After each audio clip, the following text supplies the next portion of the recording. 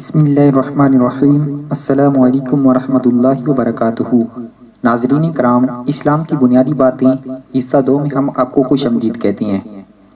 آج انشاءاللہ عز و جل ہم اچھے اور برے کام کے بارے میں پڑھیں گے۔ جھوٹ کا بیان، جھوٹ کی تعریف، خلاف واقعہ بات کرنے کو جھوٹ کہتے ہیں۔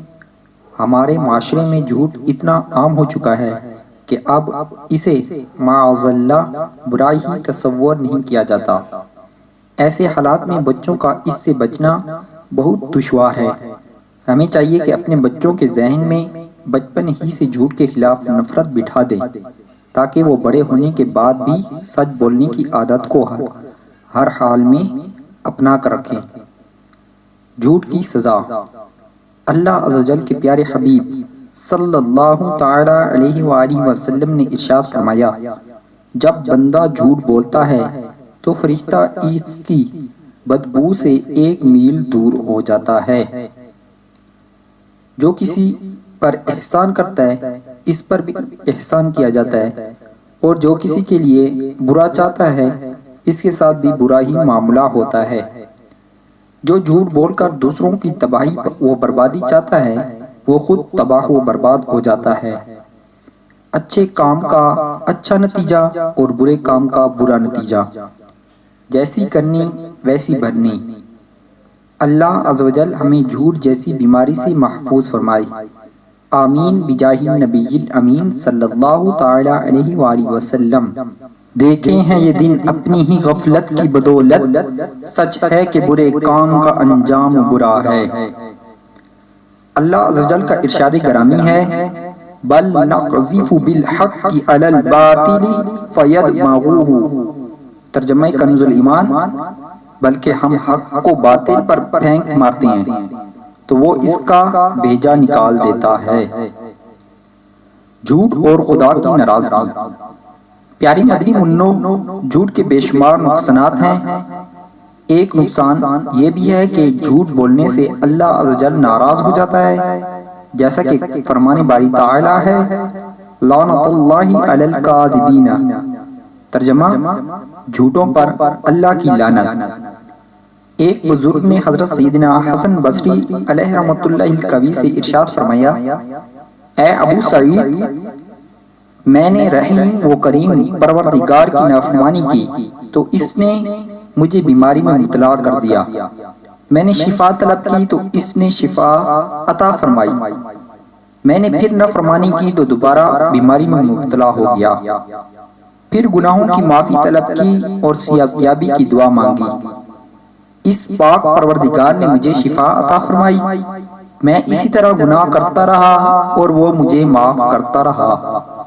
5ویں مرتبہ بیمار ہوا تو میں نے اس مرتبہ پھر اللہ عز و جل سے گناہوں کی معافی طلب کی اور صحت یابی کے لیے عرض کی تو اپنے گھر کے کونے سے یہ غیبی آواز سنی، تیری دعا و مناجات قبول نہیں، ہم نے تجھے کئی مرتبہ آزمایا مگر ہر بار تجھے جھوٹا پایا۔ جھوٹ نفاق کی علامت ہے۔ نور کے پیکر تمام نبیوں کے سرور صلی اللہ تعالی علیہ وآلہ وسلم کا فرمان عبرت نشان ہے۔ منافق کی 3 علامتیں ہیں۔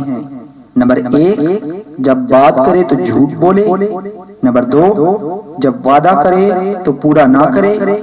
نمبر 3، جب اس کے پاس امانت رکھی جائے تو خیانت کرے۔ اگرچہ وہ نماز پڑھتا ہو، روزے رکھتا ہو اور اپنے آپ کو مسلمان سمجھتا ہو۔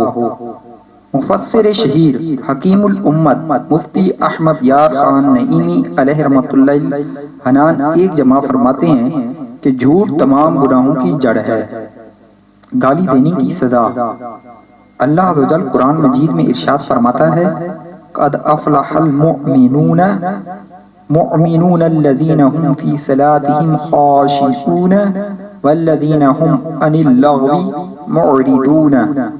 ترجمہ کنز الایمان، بے شک مراد کو پہنچے ایمان والے جو اپنی نمازوں میں گڑ گڑاتے ہیں اور وہ جو بے ہودہ بات کی طرف التفات نہیں کرتے۔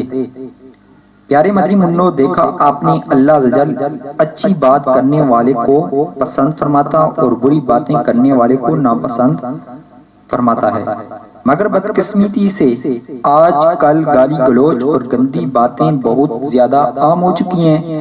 بچہ ہو یا بڑا، مرد ہو یا عورت، اس بری عادت میں مبتلا نظر آتا ہے، بلکہ اب تو گالیاں دینا لوگوں کا تکیہ کلام بن گیا ہے کہ بات بات پر گالی دی جاتی ہے۔ اور اب تو لوگوں کے ضمیر اس قدر مردہ ہو چکے ہیں کہ وہ ایک دوسرے کو گندی گندی گالیاں دیتے ہوئے ہنستے ہیں، اور اسی طرح غصہ کے وقت بھی گالی گلوچ کرنا عام ہو گیا ہے۔ یعنی اب تو وہ دور آ گیا ہے کہ ہنسی مذاق میں بھی گالیاں بکی جاتی ہیں، اور غصے کے وقت بھی۔ حضرت سیدنا بشر حافی علیہ رحمۃ اللہ کافی نہایت کم گفتگو کرتے اور اپنے دوستوں کو فرماتے، تم غور کرو کہ اپنے اعمال ناموں میں کیا لکھوا رہے ہو، کیونکہ وہ تمہارے رب عز و جل کے سامنے پیش ہوں گے۔ تو جو شخص بری بات کرتا ہے اس پر افسوس ہے، اگر اپنے دوست کو کچھ لکھواتے ہوئے کبھی اس میں برے الفاظ لکھواؤ تو یہ اس کے ساتھ تمہاری بے حیائی تصور ہوگی، پھر اللہ عز و جل کے ساتھ تمہارا کیا برتاؤ ہے۔ پیارے مدنی منو، آئیں اب گالی دینے کی شرعی حیثیت کے متعلق کچھ جانتے ہیں۔ سوال: اللہ عز و جل کے نزدیک گالی دینے والے کی کیا حیثیت ہے؟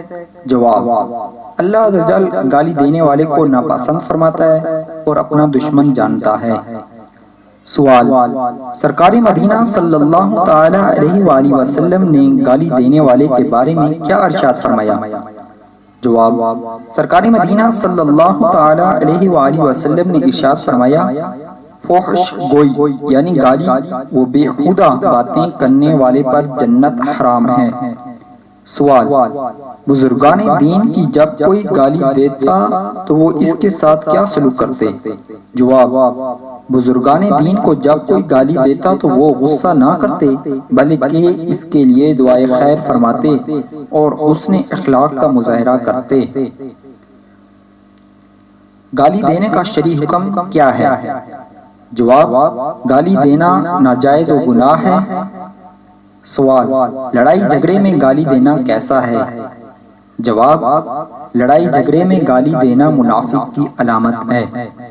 سوال: بعض بچے جب آپس میں لڑ پڑیں تو ایک دوسرے پر لعنت بھیجتے ہیں، اس کے متعلق کیا حکم ہے؟ جواب: اول تو لڑنا جھگڑنا بہت بری بات ہے، اور پھر کسی مسلمان پر لعنت بھیجنا ناجائز و گناہ ہے۔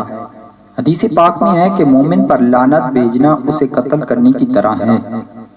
سوال: کیا گالیاں دینے سے، بے حیائی و بے شرمی کی باتیں کرنے سے دل سخت ہو جاتا ہے؟